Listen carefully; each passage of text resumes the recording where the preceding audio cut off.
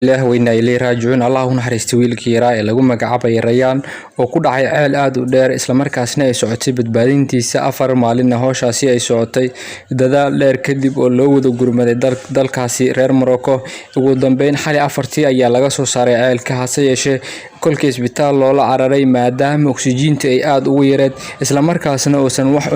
waxna uusan cabin 4 maalin dhibaato culusna ay ka muuqatay kadib marka loo qaaday hospitaalka kadib ayuu ku sii geeriyooday inta loo wada isbitaalka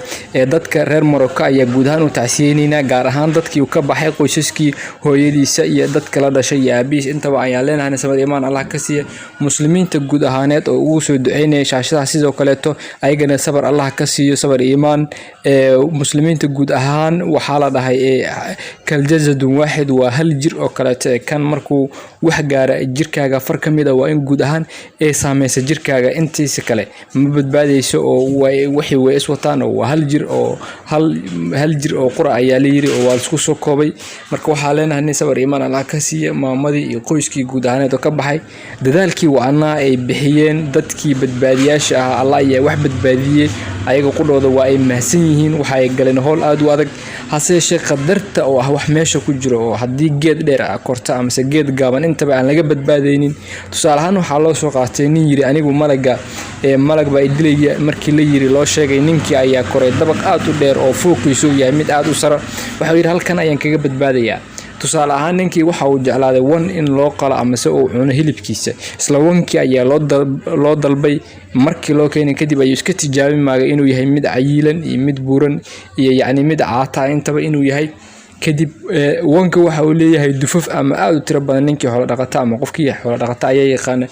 duftii ayaa odax u soo raacday odaxdii ayaa mudday dan ninkii xanuun aad u daran ayaa soo wajahay oo meeshii ayaa isku bedeshay nabar iyo infection iyo waxyaalo kale kadibna isla halkii ayuu ku geeriyooday oo ajashiisa ayaa goobtaas ugu tagtay nin kale ayaa jiray dabeel inta lagu qaaday meel kale la geeyay oo asna qisaas camal ay ku dhacday malagii halkii uu daba tagay oo ku soo dilay saxara meel ah marka qasooyinkaasi aad ay u badan yihiin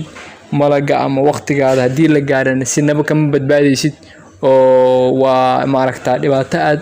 maaragtaa waxyaalo aan laga badbaadi karin weeye dhibaato iyo waxyaalahaasna oo alla wixii ku qoray oo maaragtaa aad marayso hase yeeshee malagu waa wax jira oo ummadda dhan maaragtaa ay wajahayaan oo cidna aysan baaqsanaynin guud ahaan muslimiinta waxa leeyahay